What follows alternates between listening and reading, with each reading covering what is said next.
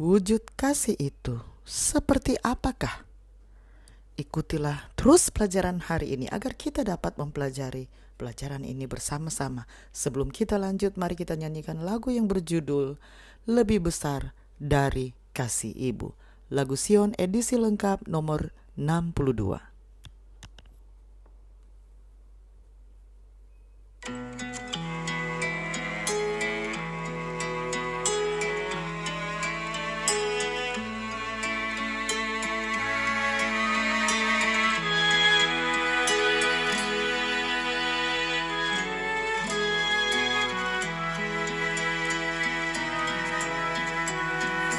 Lebih besar dari kasih ibu adalah kasih-Nya Tuhan Yesus, cukup untuk mengampuni dosamu.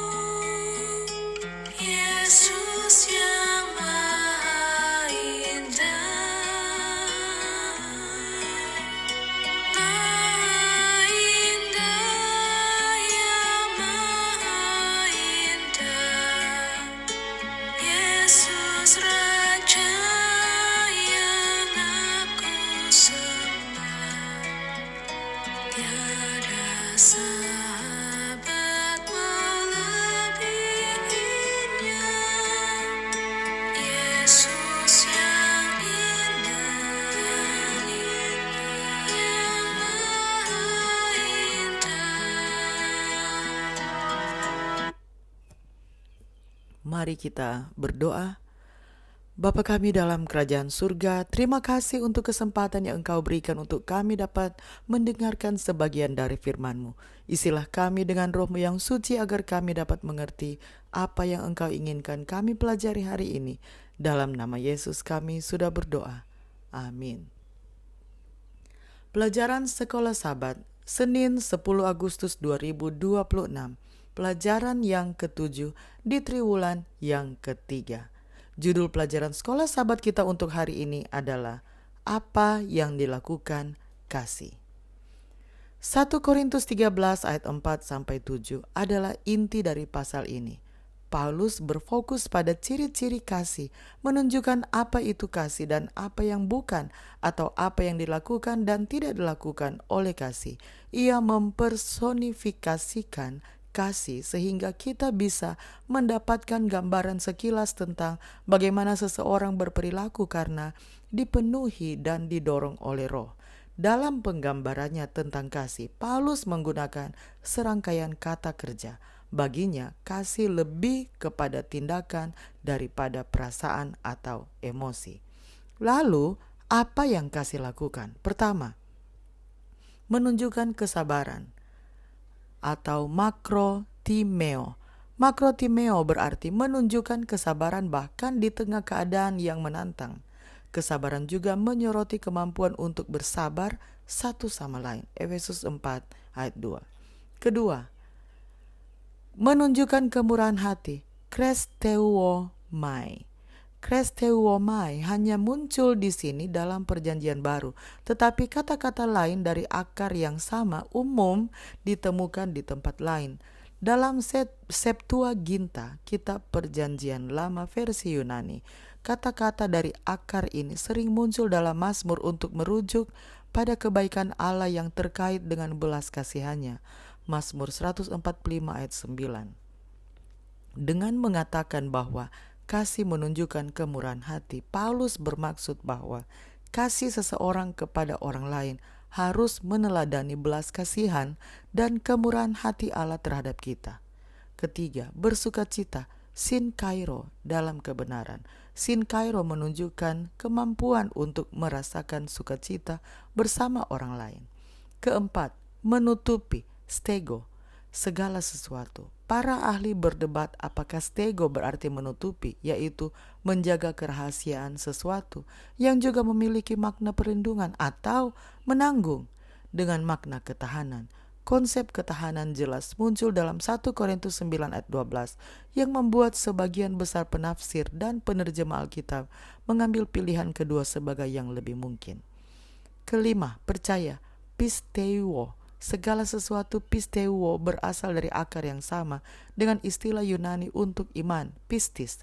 Dalam konteks 1 Korintus 13, percaya segala sesuatu berarti memberikan keuntungan dari keraguan atau berprasangka baik satu sama lain. Keenam, mengharapkan elpizo, segala sesuatu. Dalam perjanjian baru, kata kerja elpizo selalu merujuk pada keyakinan atau harapan bahwa sesuatu yang baik akan terjadi.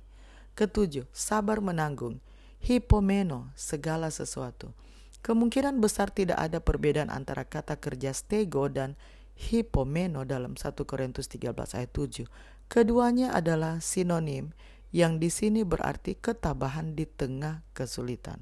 Paulus menggunakan hipomeno di akhir ayat untuk menghindari pengulangan stego.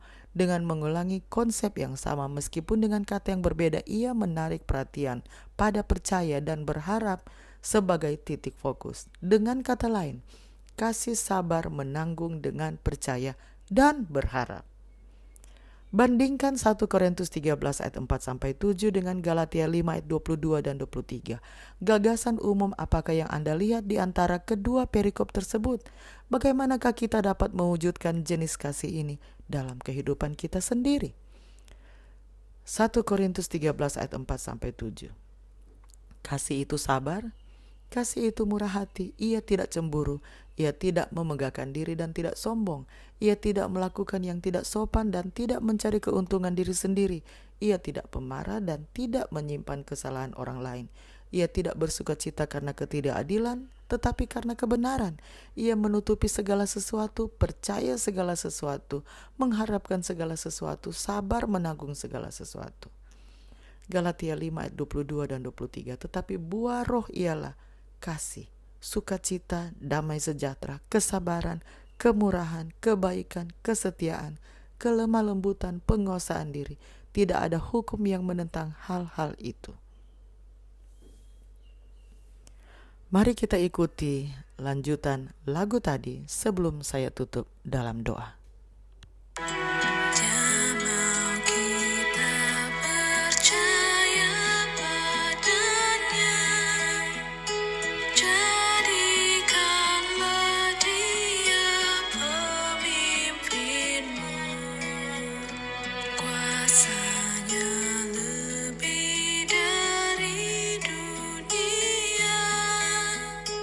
Yesus yang Maha Indah, Maha Indah, yang Maha Indah.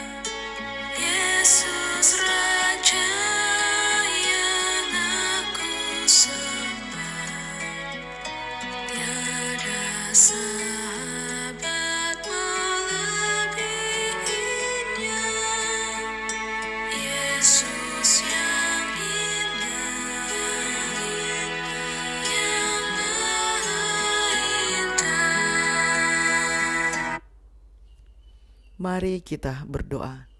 Bapa di surga, kami memuji Engkau, karena Engkau adalah Allah Maha Kasih. Engkau adalah Allah yang penuh kasih, yang menuntun kami untuk mewujudkan kasih ini. Ya Tuhan, terima kasih untuk pelajaran hari ini tentang apa yang dilakukan kasih. Kiranya Engkau dapat terus memampukan kami ya Tuhan, untuk menunjukkan kasih dalam perkataan dan tindakan kami. Terima kasih ya Tuhan, karena Engkau yang selalu akan menuntun kami untuk mewujudkan hal ini terjadi. Terima kasih untuk kasih setiamu bagi kami. Dalam nama Yesus kami sudah berdoa. Amin. Demikianlah bacaan pelajaran Sekolah Sabat Senin 10 Agustus 2026. Sampai bertemu di bacaan pelajaran Sekolah Sabat selanjutnya. Tuhan memberkati.